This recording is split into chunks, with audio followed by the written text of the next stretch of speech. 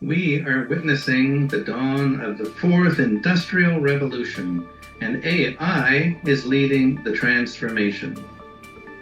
Whether we like it or not, artificial intelligence is transforming our world at an extraordinary pace. It's changing how we work, how we learn, how we create, how we heal, and perhaps even how we think, reshaping our economy, our society, and our everyday lives. But AI inspires both fascination and fear. Will it unlock innumerable opportunities, cure diseases, and amplify human creativity? Or will it disrupt jobs, challenge our privacy, our ethics, and force us to rethink regulations and even what it means to be human? One thing is certain: AI is a disruptor, and adapting to it is no longer optional.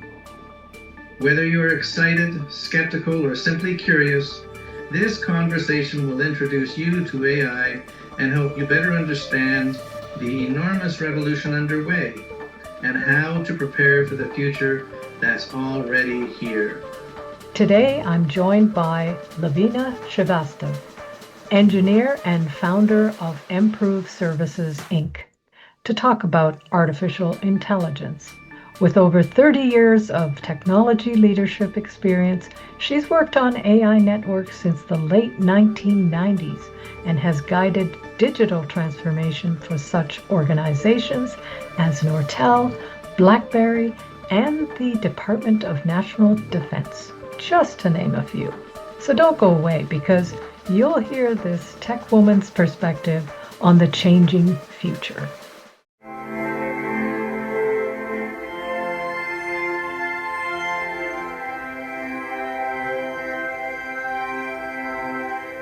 Welcome to my podcast, Lovina. Thank you, Isme, for having me over. I'm equally excited, if not more. Yeah. And since you have all that experience of 30 years in the tech world, I thought you'd be the right person to at least initiate this conversation, because there's so many angles that we could go into. Happy to. Yeah. Yes, indeed. So what I thought we'd do first is I'm going to give you a rapid fire sort of lightning round of Oh, 10 questions. right, And then I right. thought, let's see how we think, because I haven't talked to you about all this. For sure. Let's see how we align or not. And then we can unpack things later. Actually, you're going to keep me on my toes. There you go. You bet. So, Bring it on. everyone watching, play along with us and put your answers in the comments. Okay, artificial intelligence, more opportunity or risk? Opportunity, 100%. Okay, I'm going to say opportunity and a risk. All right, okay. Okay, your favorite AI tool? My favorite AI tool these days is, I have to say, Copilot. Ah, okay. It's Microsoft It's a Microsoft. tool, yes, and that's what most people who use Microsoft products at work end up Yes, using. right, Yes, right. And mine would be ChatGPT for now. wonderful. It's equally good. Yeah. Uh, one job AI probably won't replace. A philosopher's job. That's a good one. You never know, though, You never ChatGPT. know, I don't though. know. Absolutely. They're That's what I getting. think today. Talk to me in 20 years and the answer may change. That's right. That's right. I'm going to say, because I was thinking somebody in the trades, that's not a Uh-huh. knowledge worker, plumber. I'm going to go with plumber. There you go. The biggest myth about AI. That is going to take everyone's jobs. Mm-hmm. I think that's people are most scared about. I hear it all the time. As soon as people find out I work in technology, and it's like, oh, there's this AI thing, and what do you think? I'm like, okay, trust me, it's not going to eat up everyone's jobs. So And I'm going to say the biggest myth is the fact that we are only recently using AI because we've been using it for at least 2 or 3 decades, you know? Oh, we totally have been. Yeah. Yeah. Yeah. So I'm going to say, yeah, that's my Mhm. answer. The worst thing about AI. It has raised the bar on itself. Yeah. It's still in its infancy in terms of what we have been able to unleash its power for so Mhm. far. So I personally believe that, when I say that it has raised the bar on itself, that people are expecting too much of out of it too soon. Right. So yes, it can do certain things, but Mhm. give it And time. you know what? I'm going to say that I have encountered the limitations of Mhm. AI. That's I'm usually arguing with it that no, this doesn't seem right to me, and so on and so forth. So yeah, and that's because of your point Mhm. about it being in its infancy. Yeah. Right. The best thing about AI. It takes away that repetitive nature of work, and even, like, I have to admit, things like, writing proper emails and stuff, for instance, right? So sometimes I'm like, okay, these are the 3 points I want to convey, and I'm writing this email to a senior exec, or I'm writing this email to a team of developers. Just give it some context, and it's like boom, and then I can ask it for more versions or whatever, and can pick and choose. I do have to, Mhm. leave my fingerprints in there somehow. But the amount of time that it cuts down in a day's work, it's outstanding. Mm-hmm, mm-hmm. And I would say the best thing is that in terms of it as a research tool and a Hmm. partner in content creation, it's Yeah. been phenomenal. Yeah. So I have to say that's the best thing so far. Totally. Yeah. Um, Now, one thing governments need to do right now about AI. Oh my God, don't get me started on this. This Oh, is like my pet we will dig pet deep. topic. We will dig So deep yeah, later. with that promise that we will dig deeper on this one, and I'm not going to spend too much time right now, but I think we need to get ahead of the game. We need to the governments, as in, need to start investing in policy, start investing in the ethical part of it, the governance part of it, regulations, all of that stuff. Let's just accept that this is happening, this is coming. Let's spend our energy, focus on how we can bring about better regulation, ethical norms, policies around that, governance around that. Yeah, that's. I'm gonna say ditto on that. In Mhm. terms of regulations, ethical policies, and so on. Yes, governments have to get on that immediately, um, while at the same time enabling our Yeah. competitiveness as a Mhm. country. Mhm. So that's my thing. Okay. Uh, One thing parents should teach their kids about AI. It's actually, strangely enough, it is not very different from what they need to, what I would advise them to be telling about internet in general, Mm-hmm, social media in general, and AI in general. It's all the same. Do not trust everything that you see online, mm-hmm, right? Exercise caution, keep a human in the loop. That's my phrase, right? Human in the loop. Have your parents, for a child, it would be have your parents in the loop. Do mm-hmm. not sneak around and try to, consume material Right. behind their backs, thinking that, oh, it's just AI, there's no real person I'm hurting, whatever. Mhm. You're the person. Just remember, the person you're hurting the most is yourself, and you are real. But yeah, just keep a human in the loop. If it's your parent, then so be it. If it's a teacher at school, then so be it. If it's a friend, like, older brother, sister, cousin, whoever, keep a human in the loop. Okay. And I would say that parents need to teach their kids how to interact with AI, not Mhm. just, you know, get, an essay prepared or a picture or whatever, that they show them how to interact because, there's all this fear around our losing our creative thinking skills, our creativity, and all of that. But Yeah. if you learn how to interact with AI, it should happen. Yeah. Yeah. Okay. Would you Together. let AI plan your vacation? You're again touching on something that is very near and dear to my heart. So Oh, I wow. plan all my family vacations starting from scratch down to the T. All the planning that I have done, that I do, most of it can be done using AI. So Wow. I did a little practical experiment. And so I took one of my vacations that I already took. And I put the parameters and asked AI to plan it for me as to, how what it would suggest. And to my surprise, well, there were some details missing. It was not as detailed as I had done it, of course, but I have to say it was 80% there. Hmm.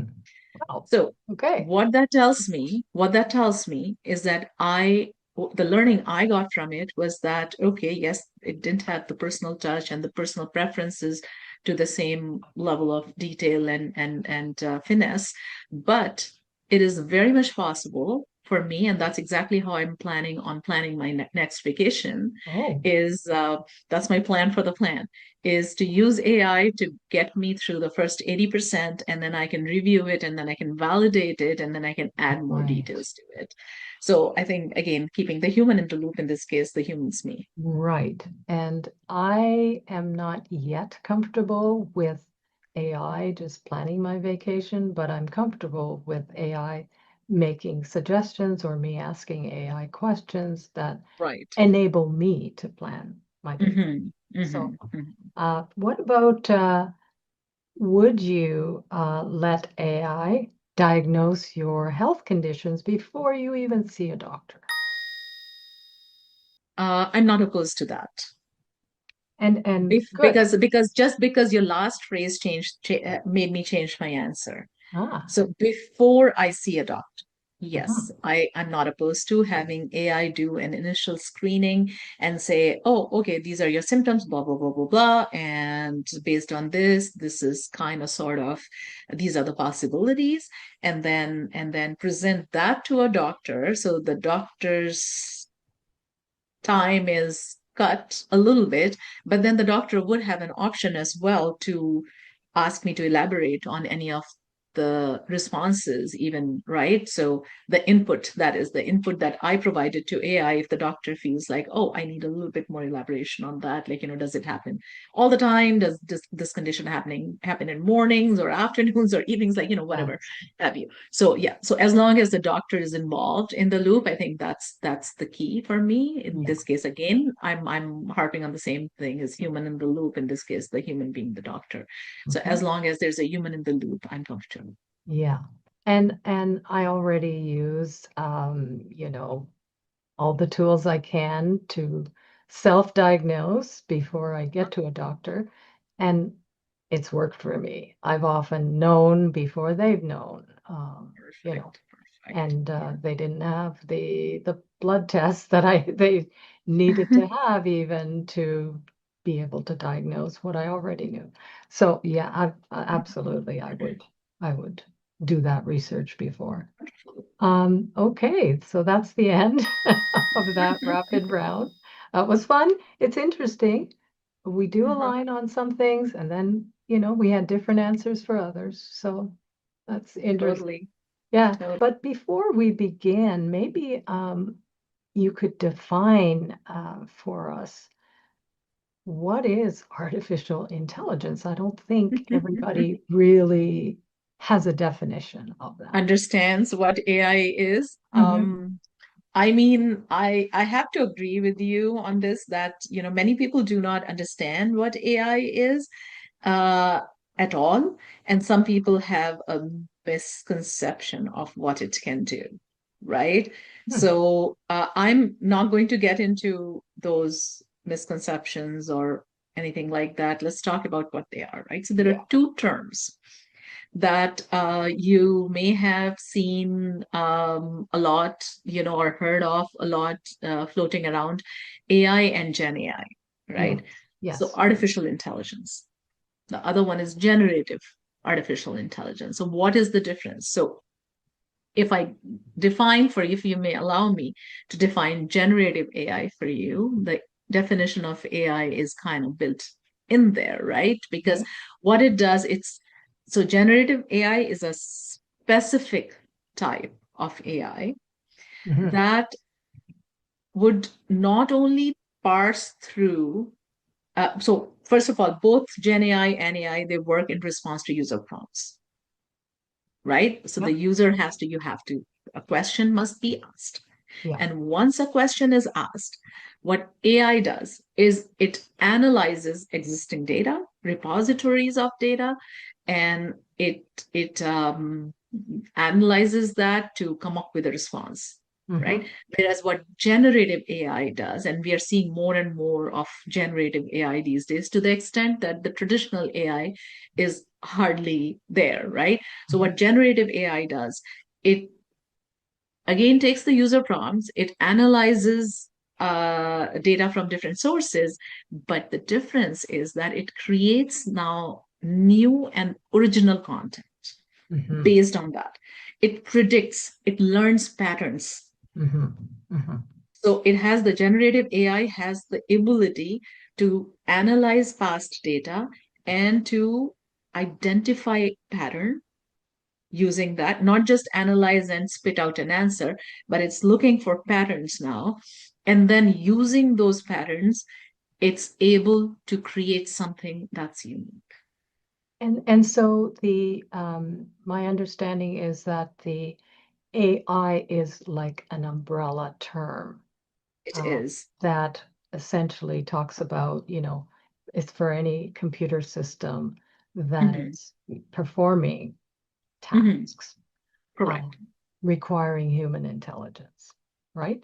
So it's the Requiring idea. human intelligence, and like I said, the key is parsing different data sources from all over the system. Yeah. But the key difference between the two being that pattern recognition and application in coming up with that unique output. That's the key difference. Now, what we are seeing, like I said earlier, what we are seeing is from that overall umbrella of AI, traditionally it used to be all AI. And then when generative AI started making putting its foot into the door, Hmm. now it's spreading more and more, right? So we see everywhere, more and more of Gen AI.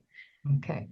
And so, Lavina, I'm just curious to know about you personally, Mhm. because, most women 30 years ago, especially when you started in on your technology career, um, Right. stayed away from the STEM kind of programs. So, Yeah. STEM meaning science, technology, engineering, and mathematics. Um, Mhm. and the numbers of women or the proportion were like, probably 20% at the max. Oh, not at all. No? Not at all. Not at all. I'll give you the numbers. So in a class Oh, of 300, well, not a class, but the whole batch of 300, um, okay. I 15, oh, 15. So I would say 5%. 5%. And that was higher, 5% or less. It depends. Are you talking about engineering? I'm talking engineering, Yes. yes. Yes. Engineering, yeah, I would agree Even with less. Yes. that. I'm sorry. I'm sorry. Yes, you did mention STEM. So yeah. Yeah, I'd agree. Yes. Yeah. If we're specifically talking about engineering, that would be like, I don't know, is 5% is too high? I don't know, 5% or 20. less. Yeah. Yeah, yeah. And I'm talking when I started on this journey on, studying engineering, that was 37 years ago to be precise. Mm-hmm. And so 1989. And I can tell you that there was all sorts of reactions that you can imagine I can that imagine. that came my way and my parents' way as well, right? And So you did this degree in India, did you not? in India, of course, Wow. yes, I did. I So did. maybe I don't know if it was the same as here, but women in those Yeah. So non-traditional fields were going to get, right. whatever flack, if you will. So I can tell you one thing for sure is that I used to think that as well, that, being in India, it was Oh, probably a little bit more, I was more at more of a disadvantage societally and all that stuff. okay. But after having spent 26 years in Canada, now I can tell, and I've done a lot of thinking, a lot of reading around that, and we can never forget the incident that happened in Montreal. I believe, incidentally, that was Yes, in 1989 as well, when the shooting yes. happened. So someone was just so upset with those. So uh, the unusual aspect of seeing women in fields like engineering Mm. was equal. Like Well, people used to find it unusual here as well as there. So that was universal. absolutely. The And difference, though, is the cultural difference I'm going to touch on a little bit. Indian culture, and you would relate to that, is me, because you come from that South Asian yes. cultural background yourself. So in India, people are more direct Mm, in how they express how they feel, right. right? Whereas here, it's a little bit more um, Nuanced. nuanced, absolutely. So for that reason, sometimes we may feel that the acceptance was not as much there and it was a little bit more here, but let me tell you, that was not true. Mm, That is not true. So it is, if you take out that cultural nuance away, then at par, like the surprise element or the pushback yeah. was unfortunately at par. So yeah, I've like spoken to a lot of my colleagues here who were on the same path, just on opposite ends of the planet, at around the same time, and the experiences are very similar, very similar. Yes, I would say so. And I've got, I think, 3 or 4 cousins that are Hmm. females that are in engineering much later than you. Um, So you would the know, numbers were still low, still still. low. Yeah. Yeah, And yeah. so, what I want to know from you is what inspired you to go Exactly that. into this? Oh, just because women Exactly weren't that. doing it? Because why not? Why Why not? not, right? And I was capable. I was always, well, actually, I have to say, the first credit must go to my parents, Mhm. both my parents, who were both teachers, very, very qualified, both of them. My father, a PhD holder in chemistry, my mother, double bachelor, double master's, political science. Wow. And political science and education, and for the original dream, I would be lying if I said the original dream was mine. It Mm. wasn't. It was theirs, right? Okay. And I owned it. I owned it because I was a good student. I absolutely loved math and physics, to be precise. Wow. I was about to say science, but no, math and physics were my top favorite subjects, Wow. and they excited me. I never felt stressed studying in general, but those two subjects for sure. It was your And path. It was your path, your it was my calling. path, and they recognized it. I mean, being in education field, both of them, they recognized uh, what I was kind of, best suited for, and then they started talking to me about it, and I was like, yeah, that sounds interesting, because you know and for a person like me, I mean, I like shocking people. I do like shocking people. Yes. So it gives me a high for some reason. So if somebody thinks I can't do it, Oh well, my goodness. Don't get me started now. don't get Uh, me started now. because Exactly. I've Uh-huh. had people say, oh, women generally are not good in sciences. And so what do? I go into the sciences. Okay. But Exactly that. So that was one of the motivations. yeah. And then, I mean, and I'm a creative person at heart. So I Mhm. think that is why it resonated with me because what can be more creative than engineering, Mm, right? very It, good. very, very many people do not, unfortunately, do not think of it like that. But, True. um, True. for me, it was like, okay, well, I'll get to create things. I'll get to, study and recognize patterns. So I was like an AI agent myself, Right. right? And then use that knowledge and use that know-how to create something that has never been created before. And Love that that. was I love exciting for that. me. I Mhm. love that. So that was the primary, that was not the first reason, but that is the most significant reason as to why I pursued. Okay. Mhm. And so, so now after 30 years of experience, you've probably watched, different technologies come into play, like, well, the internet, you know, Yeah, we had the internet, we've got smartphones, and now we've got AI. Um, AI has gone from a niche technology to something that everybody's talking about today. everyday use. Yes. Exactly. And so, do you have any sense of how significant it is compared to, say, the internet or smartphones? Yeah, so I'm actually a little bit hesitant in comparing Okay, uh, technologies for a very simple reason. I mean, internet is the backbone of everything, sure. right? Yep. Uh, However, what I can compare, although I can't, I would like to, stay shy of comparing the technologies themselves, but the impact I can definitely compare. And I think that's the intent, if Yes. I'm not wrong, is what you're getting at, Yeah. is, how do I compare the impact of the invent of internet and then smartphones and what have you. Social Yeah. media is another one, right? Yeah. So again, so without internet, smartphones were not possible. Right. The high speed internet was required for smartphones to function. Look at the amount of data, and what used to be used just for making phone calls is now being used for everything. Our life depends on it, right? Yes.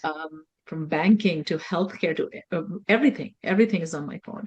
So yeah, so we needed smartphones, but then the next one is social media. Social media was not possible without smartphones, Right.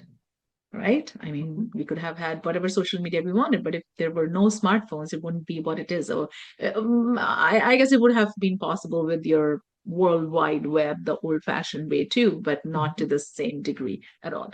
So, same way, AI became possible because of that. So it's like building blocks. So one is kind of sitting on top of another.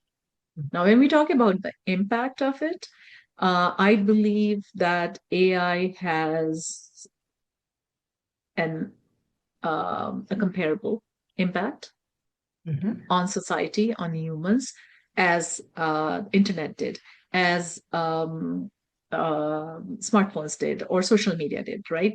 So it Mhm. has a comparable impact. Now, one thing that I would also mention is like we have to keep in mind smartphones is still a very generic term. I mean, there's so much that gets done. But when we talk about social media, right, it's a very specific, narrow thing that we're talking about. When we talk Mhm. about AI, it's a huge It's umbrella. huge. Yes. Everything that we knew pre-AI can be AI-fied, if that's even a term. I You think know you what I mean? invented a term. Oh, there you go. So, so if everything can be AI-fied, then uh, we are actually comparing apples and oranges here, True. right? Absolutely. So this is where I always say is the impact is going to be huge because it is going to touch every aspect. Every aspect is me of what we know as humans, Yes. And right?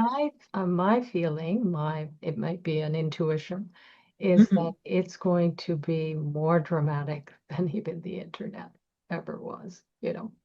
100%, 100%. And I'll tell you why as well, is because I believe that okay, uh so currently we are talking about AI, and we've kind of positioned it as if it's a tech thing. It's not just a tech story.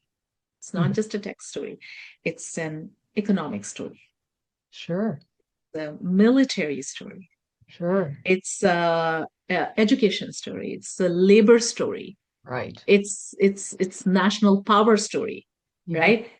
It's a legal story, right? You name it. You Yes, name it. and we're going to get into some of those stories for sure because I want to Exactly, go right? down So that it's road. like this. Actually, I would compare it with computers. You know, when computers came, Yes, and everybody was like, "Oh my God, you know computers? Oh, do you know computers?" Like, yeah, but everyone is going to have to now. We use computers in finance. We use right. computer. Like, can you imagine any job that can be done without a computer or a smartphone? You No, cannot.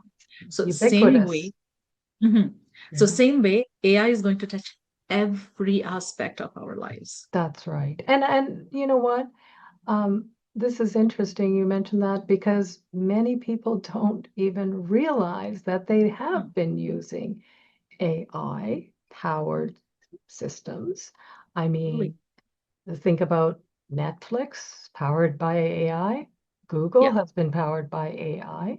All Yes, of our we have social media has Gemini. AI bots. Yeah, Exactly. So, you know what?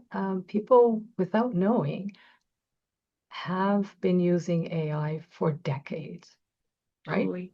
Yeah. And so it seems that it's a new thing because, oh, since OpenAI, ChatGPT, and other tools, um, people have greater access to it. Maybe Hmm. it's the Hmm. access piece and the potential. They think that, oh, this is a new thing, Right. right? Right. Would you Yeah. agree with that? Yeah.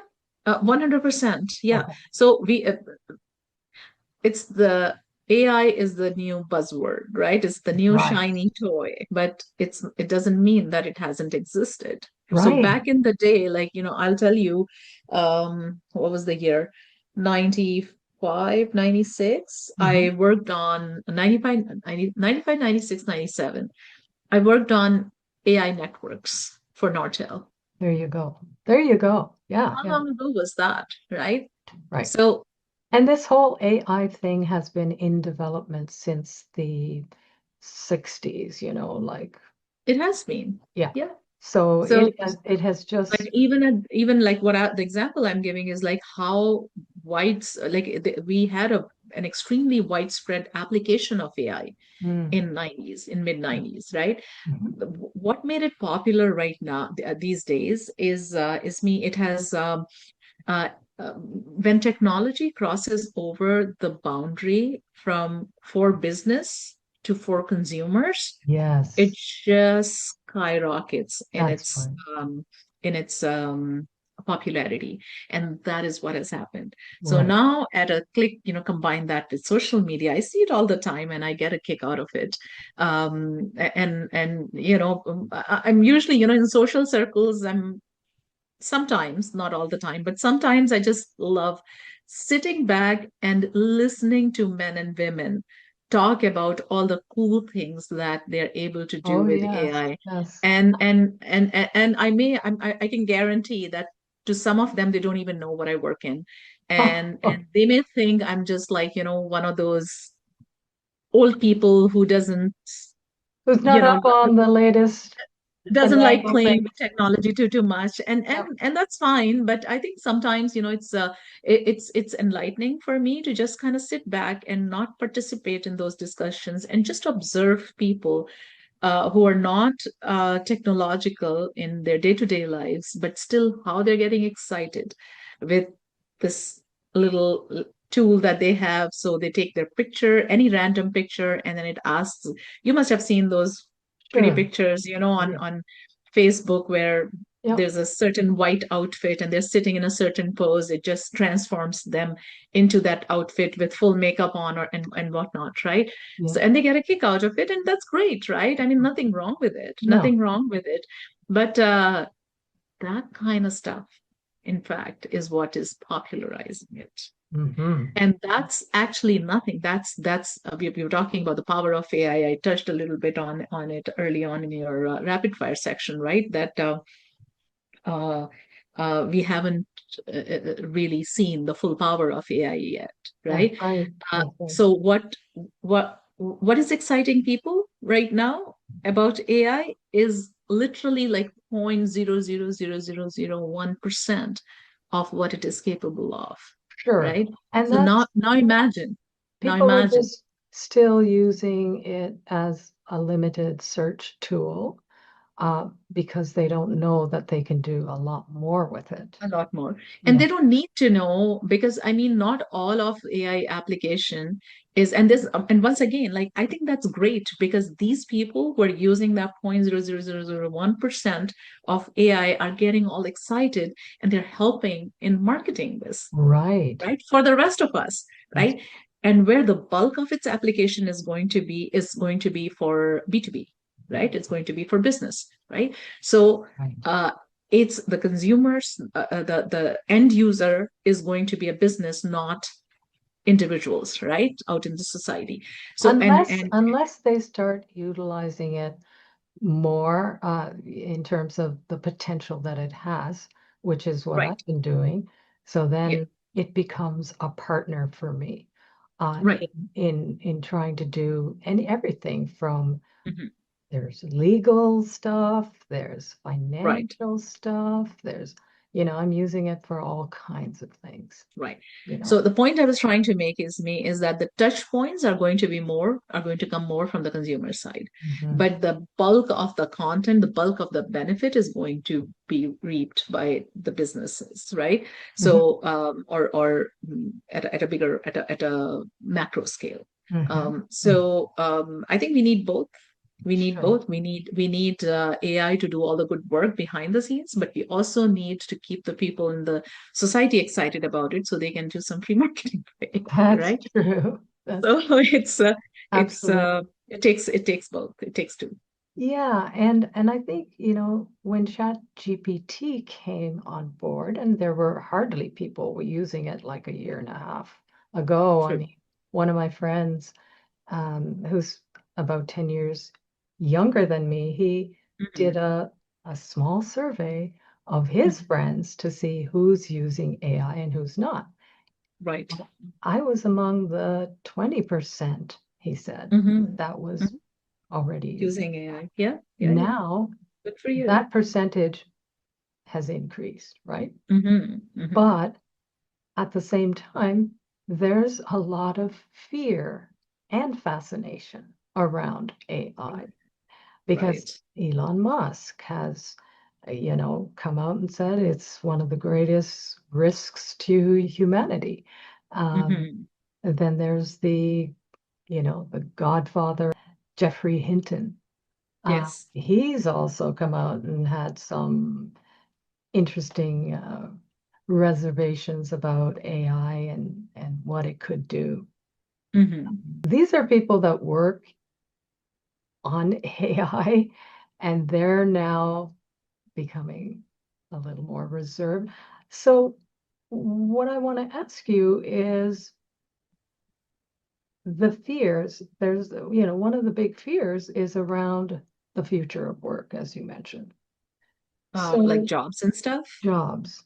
Yeah. So, I guess people want to know, will there be a lot of job loss as a result of AI? Okay. Stay tuned for the next episode where we discuss the future of work, education, healthcare, privacy ethics, regulation, and more. Thanks everyone for watching, and don't forget to smash that like button and subscribe.